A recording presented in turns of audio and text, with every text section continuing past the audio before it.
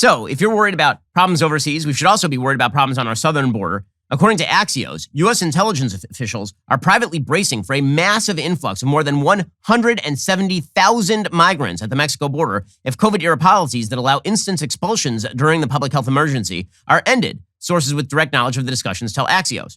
The response underway includes a newly created and previously unreported Southwest Border Coordination Center, SBCC, essentially a war room to coordinate an interagency response. Why does that matter? Well, border officials have used Title 42 more than 1 million times to rapidly expel migrants at the southern border without hearing asylum claims. But that Trump-era order was not set up to be permanent. Senior Biden officials are preparing for its end as the virus is brought under control.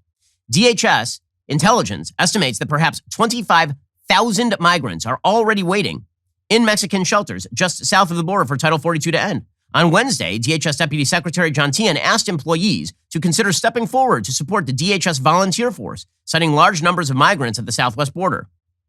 Sources spoke to Axios on condition of anonymity. White House spokesperson Vedant Patel did not confirm or dispute specifics of Axios' reporting, but said, quote, "Of course the administration is doing our due diligence to prepare for potential changes at the border. This is good government in action. As always is the case, this administration is working every day to provide relief to immigrants, restore order, fairness, and humanity to our immigration system, and bring it into the 21st century." Well, actually, they're just going to start allowing hundreds of thousands of illegal immigrants across the border, and then they're going to release them into the interior pending an asylum claim. The Remain in Mexico policy is opposed by this administration.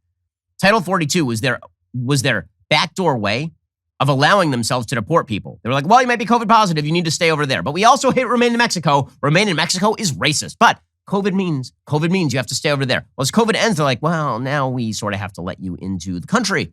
And, we're kind of in favor of that. We kind of don't. This is all a choice. It is a choice by the Biden administration to allow this crisis at the southern border to continue. The number of illegal immigrants who have been turned away at the border since Biden was elected is well over 2 million. And it is going to get worse. And those people for every 2 million people who are turned away, there are a bunch of people who are entering the country. Apparently, the SBCC will physically operate out of the DHS headquarters at St. Elizabeth's in case of a border emergency. DHS's modeling would trigger some extreme measures, many of which have been taken during past border surges like in 2021 and 2019. The department could surge hundreds or thousands of additional personnel from Customs and Border Protection, ICE, the Transportation Security Administration, Citizen and Immigration Services. Border resources are already strained, with an unusually high number of people attempting to cross every month for a year straight. Officials expect those numbers to climb even higher in coming months due to both seasonal trends and the expected end of Title 42. And the administration is leaning toward ending Title 42 itself. Apparently, officials are planning with how to coordinate with Mexico and other Latin American nations. DHS is discussing with Mexico Title 42 ending as soon as April and what that could mean for migration flows. After declining in January, the number of encounters with migrants at the border ticked up in February to 165,000. That's still below last year's peak of 214,000 encounters in July, but it's higher than last February's.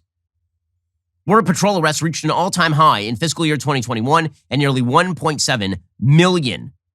So yeah, this is going to become a much, much worse problem for the United States. So we have simultaneous foreign policy crises, which also creates economic crises. We have a massive immigration influx at our southern border we have no ability to handle because this administration does not want to handle it.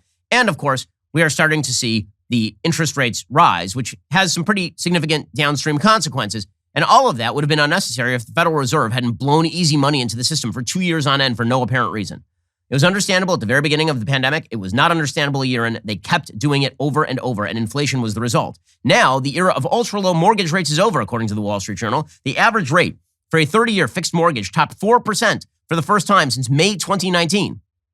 At the beginning of the year, the average rate on America's most popular home loan was 3.22%. It hit a record low of 2.65% in January 2021 and spent more than half the year under 3%. Home lending costs had been rising ahead of the Federal Reserve decisions Wednesday to raise rates for the first time since 2018. And while the Fed's quarter-point move did not affect Freddie Mac's weekly average of 4.16%, it is likely to send rates even higher. If you look at the chart, it's scary. I mean, the average rate on a 30-year fixed mortgage, basically since like late 2021 or the very beginning of 2022, is just spiking straight up. The line looks like this, and then boom, straight up. Mortgagers are the first place Americans are feeling the effects of the Fed's decision to start raising rates to curb inflation. They will not be the last. You're going to see it on your credit card. You're going to see it in terms of your business loans.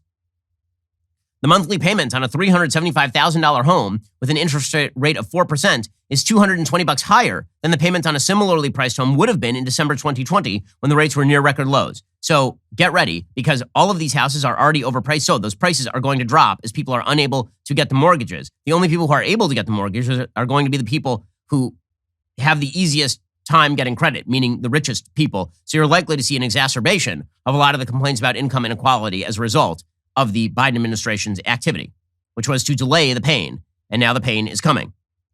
Meanwhile, this administration is still not turning away from its utopian goals with regard to environmentalism. Jen Psaki yesterday was asked if Joe Biden would be declaring a climate emergency.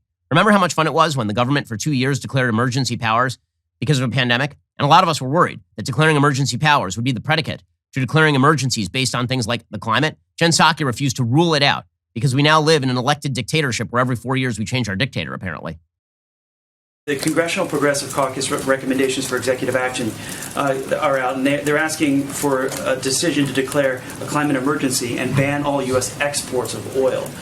Is that something the president is thinking about doing? There are a range of really good ideas out there. President's looking at all of them, but I don't have anything to predict for you at this point in time. Nothing to predict about that. Yes, this utopianism is definitely going to bear excellent fruit for the United States.